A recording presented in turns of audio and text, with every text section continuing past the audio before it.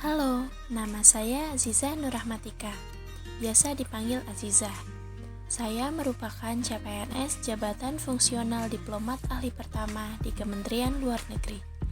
Saat ini saya ditugaskan di Direktorat Asia Selatan dan Tengah.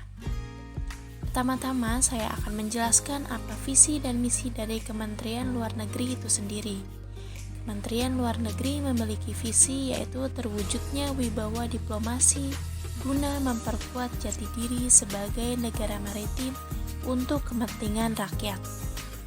Dalam upaya mencapai visi tersebut, Kementerian Luar Negeri telah menetapkan 3 misi yang akan dilaksanakan oleh seluruh unit organisasi dan satuan kerja, yaitu yang pertama, memperkuat peran dan kepemimpinan Indonesia sebagai negara maritim dalam kerjasama internasional untuk memajukan kepentingan nasional.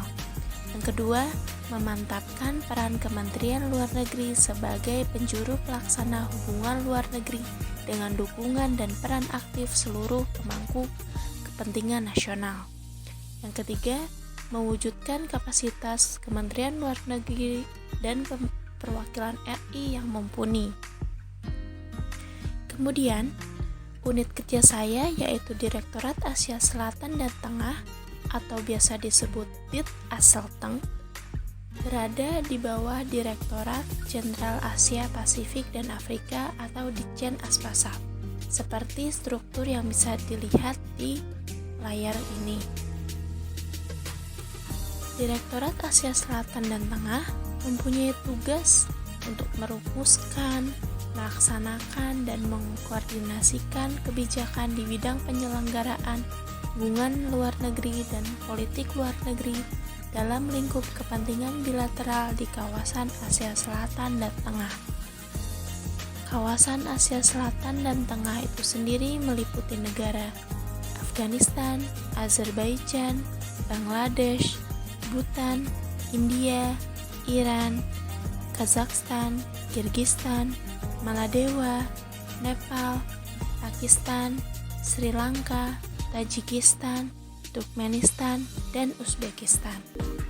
Direktorat Asia Selatan dan Tengah menyelenggarakan fungsi sebagai berikut. 1. Perumusan kebijakan di bidang penyelenggaraan hubungan luar negeri dan politik luar negeri dalam lingkup kepentingan bilateral di kawasan Aselteng. Lalu pelaksanaan kebijakan dan koordinasi di bidang penyelenggaraan hubungan luar negeri dan politik luar negeri dalam lingkup kepentingan bilateral di kawasan Aselteng.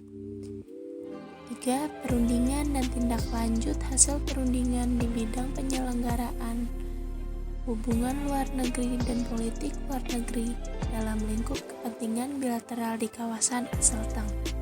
4. Pemberian panduan substantif dan fasilitasi kebijakan di bidang penyelenggaraan hubungan luar negeri dan politik luar negeri dalam lingkup kepentingan bilateral di kawasan Aselteng.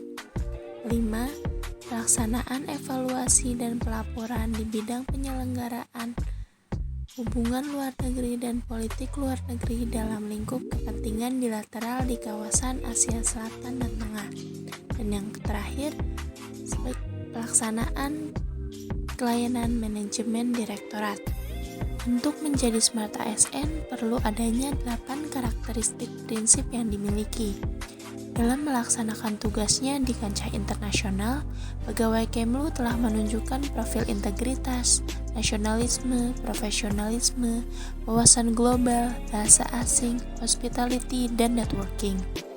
Pegawai Kementerian Luar Negeri, khususnya Direktorat Aselteng, meningkatkan penggunaan teknologi semasa pandemi dengan mengadakan pertemuan virtual, mengadakan pelatihan secara virtual, serta menggencarkan diplomasi digital.